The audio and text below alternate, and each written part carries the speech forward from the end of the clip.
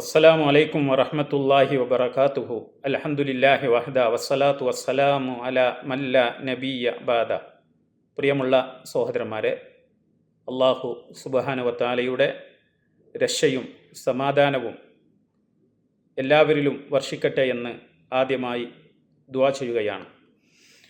അള്ളാഹു സുബ്ഹാനഹു വ തആലയുടെ വിശിഷ്ടമായ നാമങ്ങളാണ് നാം പഠിച്ചുകൊണ്ടിരിക്കുന്നത്. ഇന്ന് നാം പഠിക്കാൻ പോകുന്നത് അള്ളാഹുവിൻ്റെ 99 നാമങ്ങളിൽ അസ്മാഉൽ ഹുസ്നയിൽ ഏറ്റവും പ്രധാനപ്പെട്ട ഒരു നാമമായ അൽ ഖയ്യൂം എന്ന നാമത്തെ സംബന്ധിച്ചാണ്. അൽ ഖയ്യൂം എന്ന് പറഞ്ഞാൽ പ്രപഞ്ചത്തിലെ സർവ്വതിനെയും പരിപാലിക്കുകയും നിയന്ത്രിക്കുകയും ചെയ്യുന്നവൻ എന്നാണ് ആ പദത്തിൻ്റെ അർത്ഥം.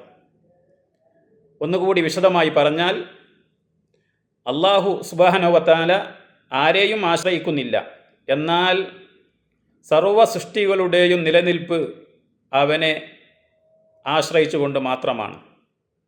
പ്രപഞ്ചത്തിലെ എല്ലാ കാര്യങ്ങളും ജീവജാലങ്ങളുടെ ആവശ്യങ്ങളും സദാ നിയന്ത്രിക്കുന്നത് അൽ ഖയ്യൂമായ റബ്ബ് സുബ്ഹാനഹു വ തആലയാണ്.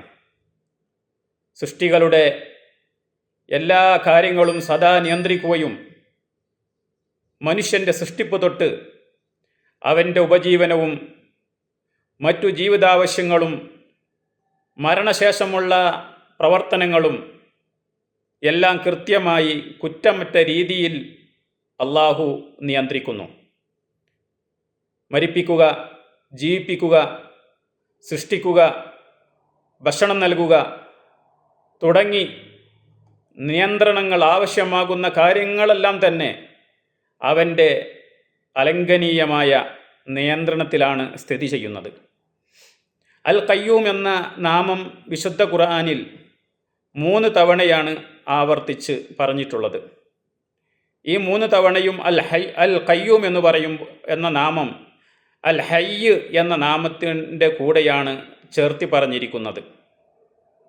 ഖുർആനിലെ ഏറ്റവും മഹത്തായ സൂക്തം എന്ന് നബി സല്ലല്ലാഹു അലൈഹി വസല്ലം വിശേഷിപ്പിച്ച ആയത്തുൽ കുർസിയിൽ ഈ നാമം പരാമർശിച്ചതായി നമുക്ക് കാണാൻ സാധിക്കും. ആയത്തുൽ കുർസി സൂറത്തുൽ ബഖറയിലെ 255-ാമത്തെ ആയത്താണ്.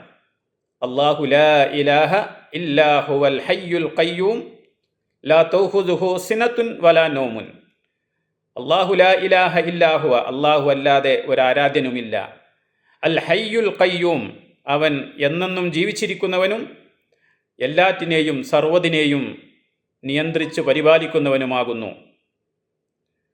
അതുപോലെ തന്നെ രണ്ടാമതായി വന്നത് സൂറത്ത് ആലി ഇമ്രാനിലെ 2-ാമത്തെ ആയത്തിലാണ്.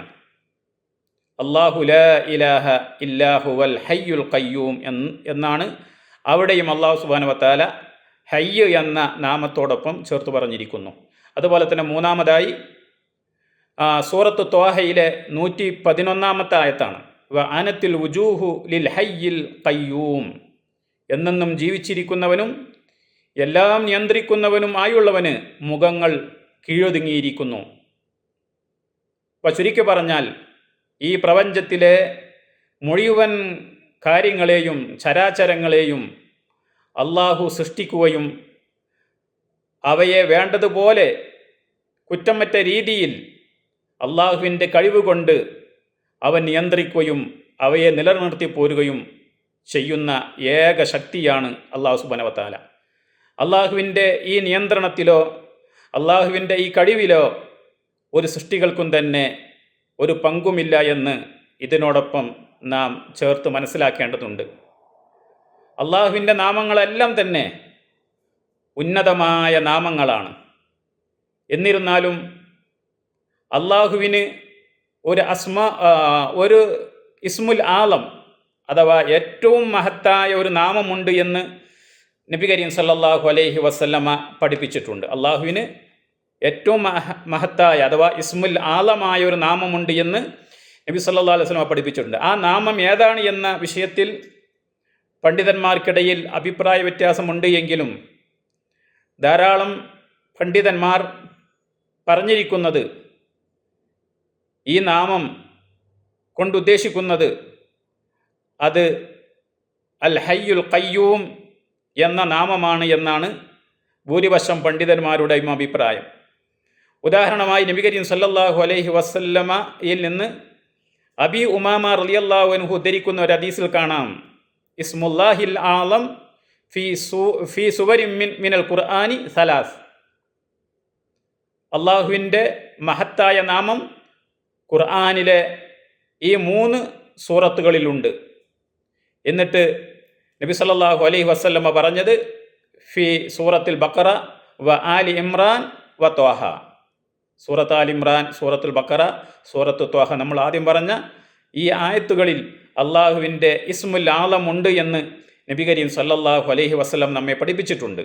അതുപോലെ തന്നെ അസ്മാ ബിൻത് യസീദ് നിവേദനം ചെയ്യുന്ന മറ്റൊരു ഹദീസിൽ നബി സല്ലല്ലാഹു അലൈഹി വസല്ലം പറഞ്ഞത് ഇസ്മുല്ലാഹിൽ ആലം ഫി ഹാത്തൈനിൽ ആയത്തൈനി.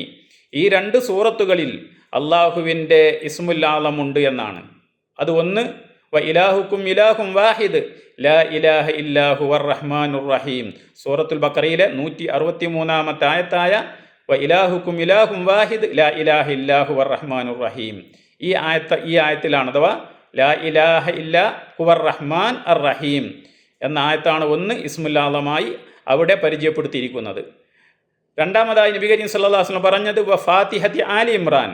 ആലി ഇമ്രാനിലെ 2-ാമത്തെ വചനമായ ആയത്തായ അല്ലാഹു ലാ ഇലാഹ ഇല്ലാഹു അൽ ഹയ്യുൽ ഖയ്യൂം എന്നുള്ളതാണ്.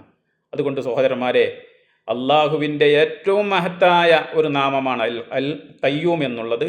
അള്ളാഹുവിൻ്റെ ഇസ്മുൽ ആലമാണ് എന്ന് പോലും പരിചയപ്പെടുത്തിയ ഈ നാമം മുൻനിർത്തി നാം അള്ളാഹുവിനോട് ദുആ ചെയ്യുകയും ഈ 2 ഗുണങ്ങളും അവന് മാത്രമായിരിക്കെ, അൽ ഹയ്യു എന്ന നാമവും അതുപോലെ തന്നെ അൽ ഖയ്യൂം എന്ന നാമവും അവന് മാത്രമായിരിക്കെ ആരാധിക്കുവാനുള്ള, ആരാധന നടത്തുവാനുള്ള യഥാർത്ഥ അർഹതയും അവന് മാത്രമാണ് എന്ന് നാം അറിയുകയും അള്ളാഹുവിൻ്റെ നാമങ്ങളെ സംബന്ധിച്ച് കൂടുതൽ പഠിക്കുകയും അതിൻ്റെ തേട്ടങ്ങൾ മനസ്സിലാക്കുകയും ചെയ്യുക. അള്ളാഹു അനുഗ്രഹിക്കുമാറാവട്ടെ. വസ്സല്ലല്ലാഹു അലാ മുഹമ്മദിൻ വഅലാ ആലിഹി വസ്വഹ്ബിഹി അജ്മഈൻ. അസ്സലാമു അലൈക്കും.